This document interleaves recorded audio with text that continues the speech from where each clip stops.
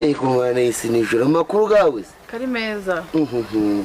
Umeze neza se wowe? Imeze neza cyane.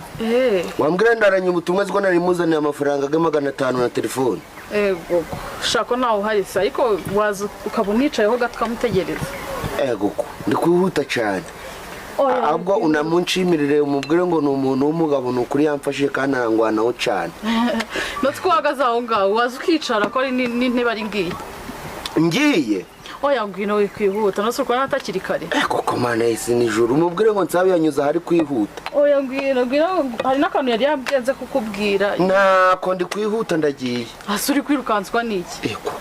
Si hakiri kare kuri aya manywa. Kwa amango. Arega ugize unanganize dore. Ariko waruvuye kuyuhagira. Nari mvuye koga nagiraga ngo note naka kazuba. Aka karagutatura rero aki. Kintu ndi ariko banamfasha no kwisiga. Anda uyimuhe ubwo 500 go nabuza aho mvunjisha araza kunshaka. Kwihuta hari nandi mafaranga yari yambyenze kuguha. Amafaranga yari yakubwiye ngo ngire nti uzinze kuguha. Njewe wowe sha. Hari amafaranga yari yambwiye ase waza nsawajya umenya kuri mwiza uburi kwirukanswa niki. Kuko mazi nuzi eda biramubwira. Subu waza nkaguha n'ubutumwa yambwiye. Chai. Aranye ubutumwa yaguhaye ubutumwa bwa Nsabi. Yari yambwiye ngo nze kuguha ubutumwa hari ikintu kindi ngo mwari mwavuganye so sinzi rero. Zarangufasha. Siko ufite ubwoba. Nase ufite ubwoba bw'iki? Hari ubutumwa yari yambwiye. Erega ni telefone yari yambwiye ngo uze kwigumana. Isa nk'ugize gutya mwerekeho gato.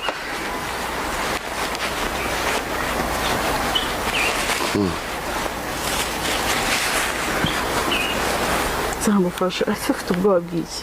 Ndikumva imyenda zanje ziri kuvamura. Ziri kuvamo se zijya. Muzi kumva atari guhumeka nawe. Erega hari n'izuba ryinshi. Hari izuba ryinshi. We humura. Telefone rero yari yayiguhaye rero nubundi no kutarabimenya ariko banayibika. Nako gacupa kanje ngo mumeze n'isomero. Oya humura ufite ubwoba bw'iki kandi ntacyo.